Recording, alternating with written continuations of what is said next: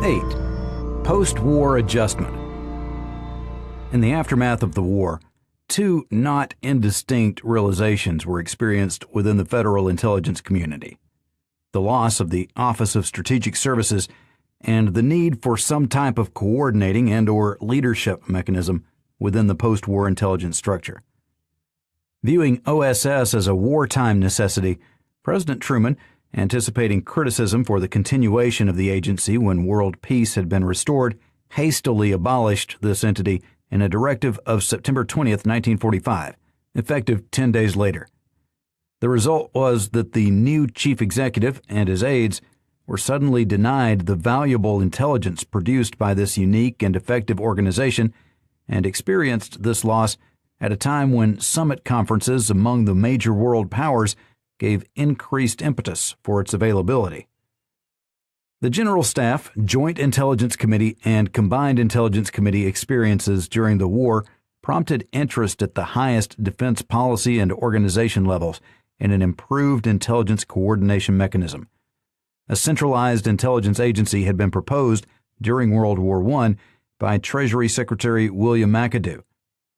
OSS Director William Donovan had also proposed such an entity in 1944.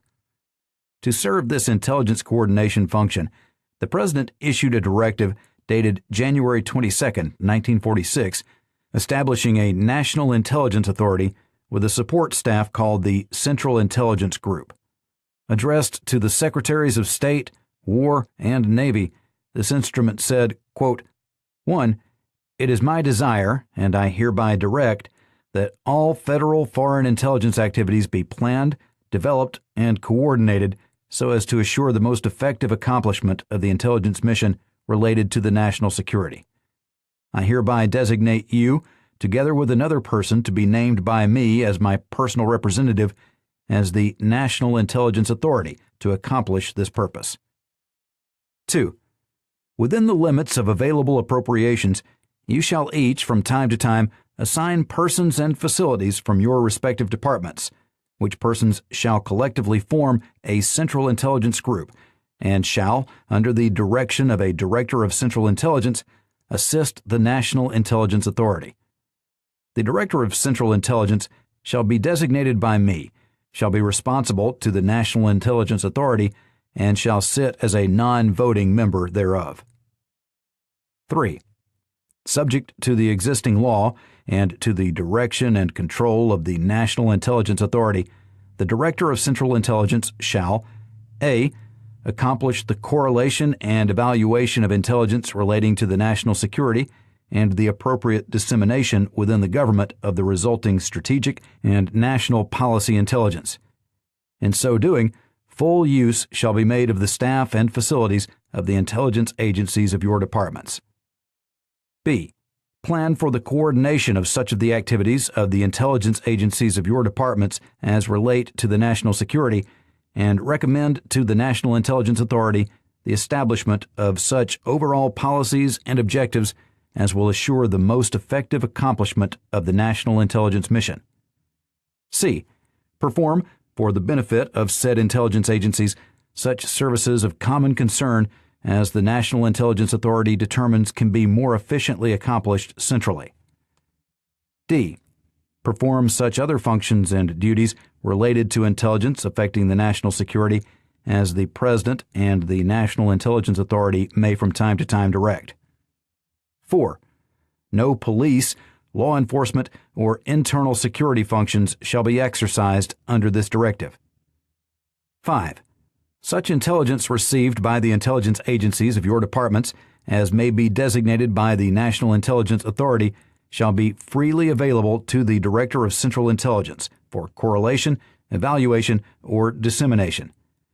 To the extent approved by the National Intelligence Authority, the operations of said intelligence agencies shall be open to inspection by the Director of Central Intelligence in connection with planning functions.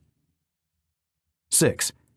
The existing intelligence agencies of your departments shall continue to collect, evaluate, correlate, and disseminate departmental intelligence.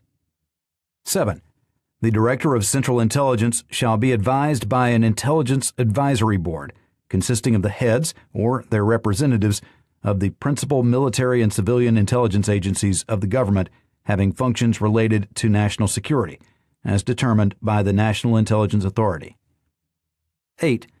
Within the scope of existing law and presidential directives, other departments and agencies of the executive branch of the federal government shall furnish such intelligence information relating to the national security as is in their possession, and as the Director of Central Intelligence may from time to time request, pursuant to regulations of the National Intelligence Authority. 9. Nothing herein shall be construed to authorize the making of investigations inside the continental limits of the United States and its possessions, except as provided by law and presidential directives. 10.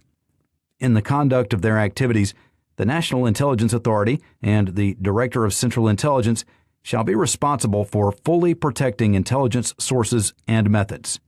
End quote. While this arrangement may have facilitated the coordination of intelligence matters, the Central Intelligence Group was incapable of ever approaching the scope of operations achieved by the OSS. Not only was the staff inadequately small in number and temporary in status, but its leadership was not stable. Rear Admiral Sidney W. Sowers first headed the unit, but within 6 months he was succeeded by General Hoyt S. Vandenberg. In May 1947, Rear Admiral Roscoe H. Hillenkoetter became director of the group, and after the Central Intelligence Agency displaced the CIG, made the transition to lead the CIA. From 1947, when the armed services were unified and reorganized under the Department of Defense superstructure, the National Security Council, the now-defunct National Security Resources Board, and the Central Intelligence Agency was established, to the present, there has been a steady growth in intelligence institutions and organization. The remaining portion of this study is devoted to the evolution and growth of these entities. This is Our Hidden History